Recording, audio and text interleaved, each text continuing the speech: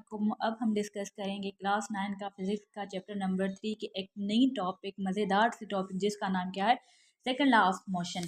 अब हम पढ़ेंगे कि सेकंड लॉ ऑफ मोशन क्या होता है। सेकंड लॉ ऑफ मोशन में ये कहा गया है, जब भी हम किसी भी बॉडी पर फोर्स अप्लाई करेंगे तो उसमें क्या पैदा होगी, उसमें पैदा होगी एसलरेशन।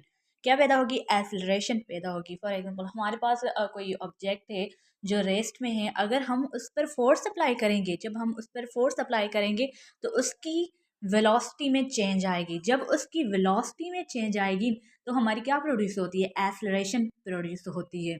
अब यहाँ पर उनकी डेफिनेशन भी दी गई हुई है सेकंड लॉ ऑफ मोशन की। When a net force acts on a body it produce acceleration in the direction of force. अब इसमें क्या कहा गया है, जब भी हम किसी बॉडी पर फोर्स अप्लाई करते हैं तो उसमें क्या पैदा होती है? एक्सेलरेशन। जिस डायरेक्शन में हमने फोर्स अप्लाई की उसी डायरेक्शन में उसमें क्या पैदा होती है? एक्सेलरेशन पैदा होती है। Acceleration is directly proportional to the force. अब एक्सेलरेशन जो उसमें प्रोड्यूस की गई है या हुई है, जो एक्सेलरेशन उसमें प्रोड्यूस हुई है बॉडी में, वो किसके डायरेक्टली प्रोपोर्शनल होती है? फोर्स के डायरेक्टली प्रोपोर्शनल होती है। वो किसके डायरेक्टली प्रोपोर्शनल होती है? फोर्स के, जो हमने फोर्स अप्लाई किया। और इन्वर्सली प्रोपोर्शनल किसके होती है? Inversely proportional to mass of object. और इन्वर्सली प्रोपोर्शनल किसकी होती है? मास की होती है।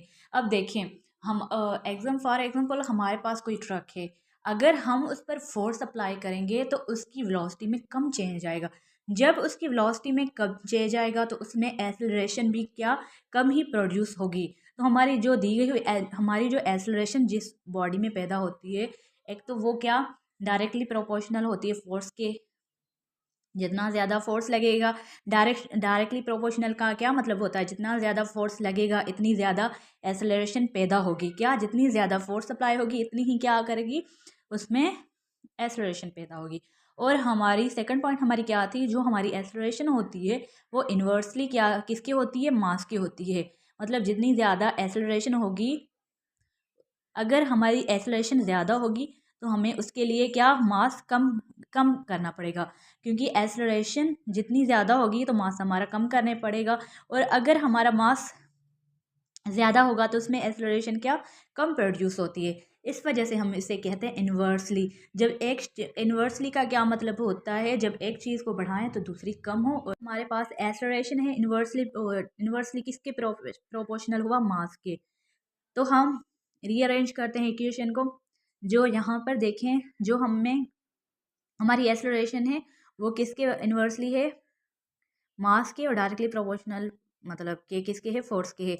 हाँ, तो हम ऐसे लिख सकते हैं, हम ऐसे इक्वेशन लिख सकते हैं। हमारे फोर्स जो है डायरेक्टली हमारी जो एक्सेलरेशन है वो क्या है? डायरेक्टली प्रोपोर्शनल है किसके? प्रोपोर्शनल है मास के। और हमारी इन्वर्सली किसके है? डायरेक्टली प्रोपोर्शनल टू फोर्स के है हमारी एक्सेलरेशन, और इन्वर्सली किसके है? मास के। अब ये प्रोपोर्शनलिटी हम क्या करेंगे? हटाएंगे। जब भी हम प्रोपोर्शनलिटी हटाते हैं उसकी जगह हमें कुछ ना कुछ पुट करना ही होता है। जब हम प्रोपोर्शनलिटी हटाएंगे तो उसकी हम जगह क्या पुट करेंगे? के पुट करेंगे। क्या? के पुट करेंगे। और उसकी के की वैल्यू क्या होगी? 1 होगी। तो हमारे पास जो ये आ जाएगी इक्वेशन, वो क्या आ जाएगी? ए इज इक्वल टू, हमने प्रोपोर्शनलिटी तो हटा दी, अब उसकी जगह क्या पुट करेंगे? के पुट करेंगे। और ये एफ अपान एम। हमें पता है के की वैल्यू क्या है? के की वैल्यू जो है 1 है हमारे पास, तो हम क्या करेंगे? के की जगह 1 ही पुट करेंगे। और हम ये जो है इक्वेशन सेम ही रखेंगे। अगर हम इससे मल्टीप्लाई करेंगे तो हमारा क्या सेम ही आ जाएगा? A is equal to F upon M. यहाँ पे देखें एम जो है यहाँ पे मल्टीप्लाई कर रहा है, यहाँ पर जाके क्या करेगा? यहाँ पे डिवाइड कर रहा है और बराबर के इस साइड आकर क्या करेगा? मल्टीप्लाई करेगा। तो ये हमारी इक्वेशन ऐसे बन जाएगी, a m is equal to F.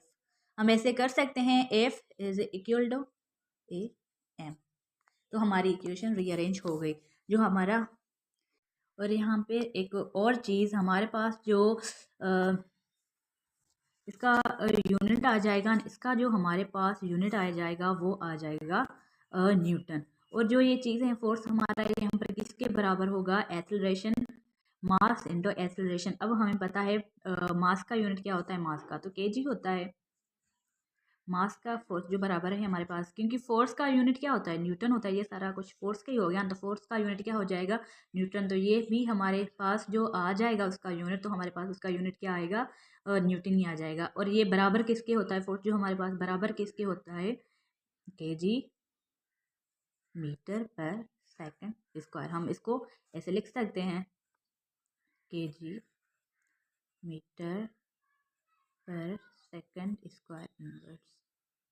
हमारे पास जो अब जो हमारा टॉपिक है Newton third law of motion. Newton third law of motion में क्या कहते हैं, every action there is equal and opposite reaction. तो जो भी हमारा एक्शन होता है हमेशा वो रिएक्शन के बराबर होता है।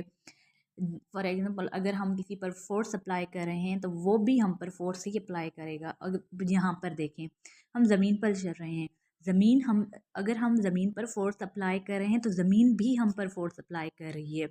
तो ये ऐसे होता है, अगर हम किसी पर फोर्स अप्लाई करें, अगर वो भी हम पर फोर्स अप्लाई करेंगे तो हमारे पास जो फोर्स होगी हमेशा वो जो फोर्सेस होंगी ना वो एक दूसरे को कैंसिल आउट कर देती हैं, तो वो ज़ीरो के बराबर हो जाता है। यहाँ पे देखें ज़मीन, कोई भी हमारी बुक एक टेबल पर पड़ी हुई है, उस पर क्या होगा, ज़मीन पे आपको पता है ज़मीन के पास ग्रेविटी होती है, वो जो है इस पे बुक पर फोर्स अपना अप्लाई करिए और ऊपर से भी इस बुक पर फोर्स अप्लाई हो रहा है, तो दोनों फोर्सेस जो हुए हैं वो क्या एक दूसरे को कैंसिल आउट कर रही हैं, इसलिए हमारा जो बुक है वो रेस्ट की पोजीशन में है। इसलिए क्या है, रेस्ट की पोजीशन में है। तो थर्ड लॉ ऑफ मोशन में क्या कहते हैं, एवरी एक्शन, हमारा हर काम जो होता है ना वो क्या, इक्वल एंड अपोजिट रिएक्शन। वो क्या होता है, इक्वल एंड अपोजिट रिएक्शन में। दो जब ऑब्जेक्ट, फॉर एग्जांपल हमारे पास कोई ऑब्जेक्ट है और हमारे पास दूसरा कौन सा ऑब्जेक्ट है, बी।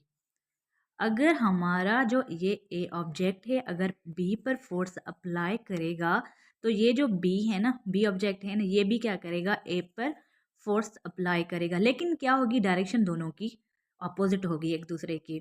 ये जो ए लगाएगा बी पर फोर्स और ये जो बी लगाएगा ए पर फोर्स, दोनों इक्वल तो होंगे क्योंकि ये भी लगा रहा है फोर्स, ये भी लगा रहा है, इक्वल तो होंगे, लेकिन डायरेक्शन दोनों की क्या होगी, ऑपोजिट होगी। तो इसको हम क्या कहते हैं, Newton third law of motion. That's called Newton third law of motion. Every action is equal, every action there is an equal and opposite reaction. That's called Newton's third law of motion.